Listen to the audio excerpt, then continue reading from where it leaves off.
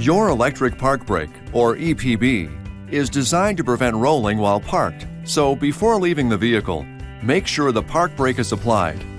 Also, make sure the transmission is in park. To apply the park brake manually, push down or pull up on the switch momentarily. You'll hear a whirring noise while it engages. Once engaged, you'll see a light on the switch and a brake warning in your instrument cluster. If auto park brake is enabled, the EPB will engage whenever you shift into park. The park brake will release anytime the ignition is cycled into the run position, the transmission is in drive or reverse, and the seatbelt is buckled.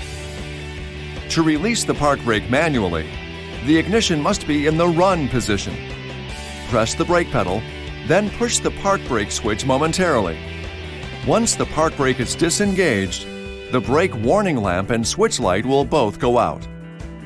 If rare and exceptional circumstances make it necessary to engage the park brake while in motion, push down or pull up on the switch for as long as engagement is desired. The brake warning lamp will appear and you'll hear a warning chime. The rear stop lamps will illuminate automatically while the vehicle is in motion. To disengage the park brake while in motion, release the switch.